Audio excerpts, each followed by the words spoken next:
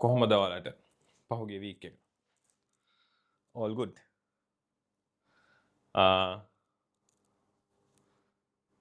මට නම් ටිකක් අද ටයර්ඩ් දවසක්. ටයර්ඩ් කිව්වේ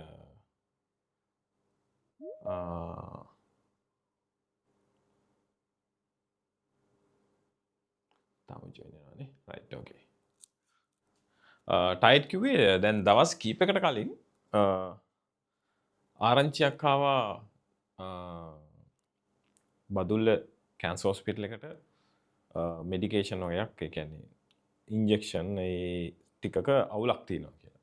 අවුලක් කියන්නේ මේ ප්‍රශ්නයක් නෙමෙයි හරිද? මේ ඒ කියන්නේ අඩුපාඩුවක් තියෙනවා කියලා. ඉතින් මම ඉතින් ඔය අපි කීප දෙනෙක් එකතු වෙලා ඕක අරන් දෙන්න ප්ලෑන් කරන්න ඉද්දී ඕක දැනගත්ත ගොඩාක් කට්ටිය අපිට මේ සපෝට් කරා.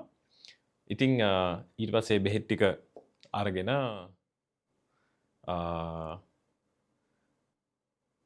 ෆ්‍රයිඩේ රෑම අපි බදුල්ල ගිහිල්ලා ඊට පස්සේ රෑම අනිත් පැත්තට ආවා. ඉතින් ඒක හින්දා පොඩ්ඩක් නිදාගන්න ටයිම් එක පොඩ්ඩක් අඩු වුණා අපිට. අපිට කියන්නේ හැමෝටම ගියපු. ඉතින් මටත් තාම ඉතින් හරියටම සැරින් සැරේට ක්ලාස් 4 එහෙම මෙහෙම නිදා ගන්නවා. ඉෂුව එකක් නෑ. මම ක්ලාස් එක කැන්සල් කරන්නේ නෑ.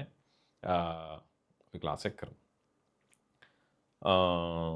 ඒකේ ඒ කැන්සර් පේෂන්ස්ලට දැන් බෙහෙත් දෙනවනේ.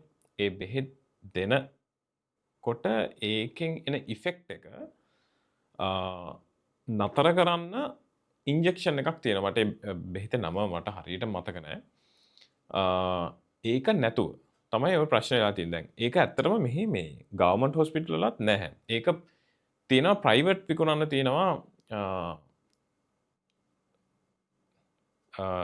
around 8,000 to 9,000 ප්‍රයිස් එකක. ඉතින් ගොඩක් පේෂන්ස් වලට ඒක ගන්න තරම් එයාලගේ හැකියාවක් නැහැ. ඉතින් එයාලට සපෝට් එකක් වෙන විදිහට තමයි වෙන්න තමයි ඕක මේක කරේ. ඉතින් ඕක නැතුව කැන්සර් පේෂන්ස්ලට ට්‍රීට්මන්ට් කරන්නත් බෑ.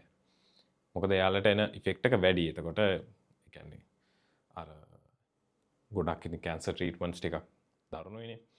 ඉතින් ඒක හෙල්ත් ඉෂුස් එන්නේ නැති වෙන්න තමයි අර ඉන්ජෙක්ෂන් එක තියෙන්නේ. ඉතින්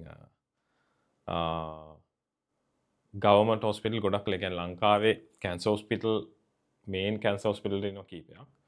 මහරගම අපේක්ෂා හොස්පිටල් එක, ගාල්ල කරාපිටිය, බදුල්ල, පේරාදෙණිය ඔය වගේ.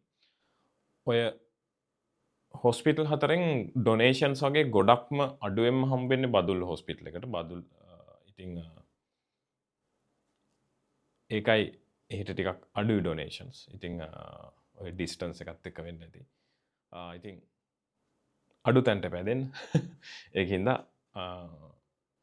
කරදර වුණාට එහෙටම ගිහිල්ලා ඒ ඩොනේෂන් එක කරා. අපිට overall 88 injections අපිට ඩොනේට් කරන්න පුළුවන් වුණා. ඉතින් හොඳයි. දැන් ඉස්සරහට ඒ ඔක්කොම පේෂන්ස්ලට ඒ ට්‍රීට්මන්ට්ස් වලට දැන් යාලට තියෙනවා ඉන්ජෙක්ෂන්ස්. ඕකේ මම කතාව කියන්න රීසන් එක උනේ මේ මම ඩොනේට් කරපු එක ගැන කියන්න නෙවෙයි. ඇත්තටම මට හම්බ වෙච්ච ඩොක්ටර් ගැන කියන්න. ඒ වෝඩ් එකේ හිටිය මේන් ඩොක්ටර් කියන්නේ එතන හෙඩ් වගේ හිටපු ඩොක්ටර්. දැන් ඉන්ජෙක්ෂන් එක නැහැනේ. ඉන්ජෙක්ෂන් එක නැති හින්දා ට්‍රීට්මන්ට්ස් කරන්න විදියක් නැහැනේ. හැබැයි ඒ ඩොක්ටර් එයාගේ පර්සනලි එයා ගිහිල්ලා අර ඉන්ජෙක්ෂන් එක පේෂන්ස්ලාට ඕන වෙද්දී ගිහින් එළියෙන් අර ප්‍රයිවට් එයා මේ වෙන එළියේ තියෙන ඩිස්පෙන්සරි එකෙන් අරන් ඇවිල්ලා ඒ ට්‍රීට්මන්ට්ස් කරනවා. ඉතින් එයාටත් තිබුණා ඉතින් ගවර්න්මන්ට් හොස්පිටල් එකක්. ඉතින් නෑ කියලා ඒක කන්ටිනියු කරන්න බෑ. ඒ ඩොක්ටර් සෑහෙන්න හොඳයි. ඉතින් ඒ වගේ මිනිස්සු හරි වටිනවා. ඉතින් තමන්ගේ අතින් හරි දීලා පේෂන්ස්ලට ට්‍රීට්මන්ට් එක කරන්න යා දෙපාරක් හිතලා නැහැ. ඉතින් දැන් ප්‍රශ්නයක් නැහැ. දැන් එයාලට කන්ටිනියු කරගෙන යන්න පුළුවන්. ඉතින් හරි වටිනවා මට ඒක ඇහුණෙන් පස්සේ ඇත්තටම හරි ආඩම්බර හිතුණා ලංකාවේ මිනිස්සු ගැන. ඔයාලත් ඉතින් ඉස්සරහට ලොකු වෙලා ඒ වගේ වෙන්න. හැම දෙයක්ම අකුරට වෙනකන් බලාගෙන ඉන්න නැතුව හොඳම දේ හොඳම විදියට කරන්න. right? okay.